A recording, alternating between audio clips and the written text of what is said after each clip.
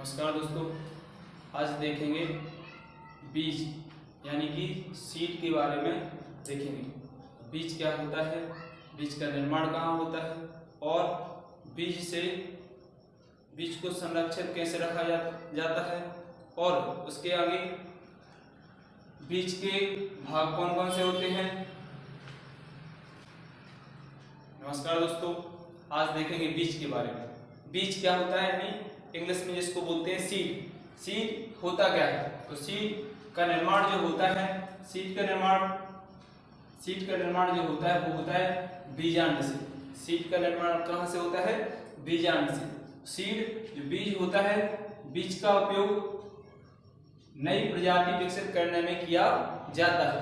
बीज का निर्माण नई प्रजाति विकसित करने में किया जाता है। बीज के द्वारा जब फल होता है, फल को तोड़कर तो फल में से बीज को निकालकर जो बीज रखे जाते हैं, वो जो बीज अपने पास आ गए हैं, उन बीजों से हम नई प्रजाति को विकसित करते हैं। बीज एक परिपक्व अंडाशय होता है। बीज एक क्या होता है, परिपक्व अंडाशय।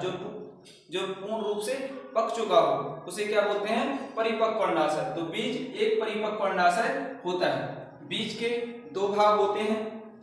बीज के कितने भाग होते हैं, दो भाग। एक होता है बाहरी, एक होता है आंतरिक। पहला क्या है, बाहरी। बाहरी को बोलते हैं टेस्टा। क्या बोलते हैं, टेस्टा। बाहरी को क्या बोलते हैं, टेस्टा। दूसरा होता है आंतरिक। कौन सा होता है, आंतरिक। आंतरिक को बोलते हैं टिग्मा। क्या बोलते हैं, टिग्मा।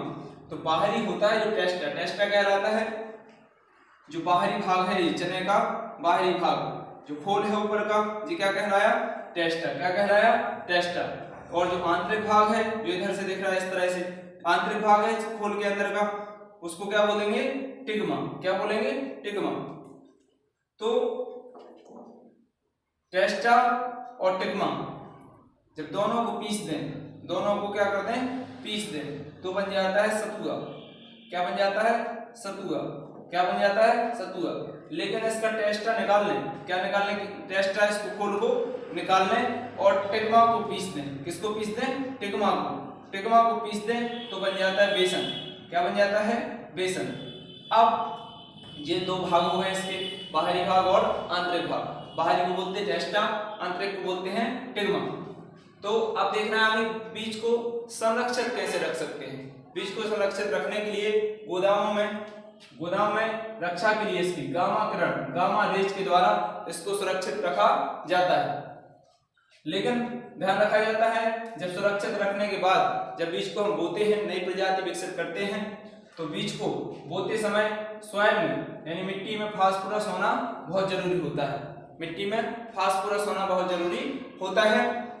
जब हम बीज को बोते हैं तो मिट्टी में फास्फोरस होना बहुत जरूरी होता है। लेकिन जब बीज का अंकुरण होता है तो उसके लिए सबसे ज्यादा आवश्यकता किसी की होती है, तो वो होता है नाइट्रोजन। क्या होता है, नाइट्रोजन की आवश्यकता होती है।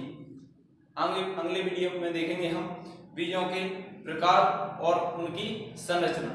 धन्यवाद।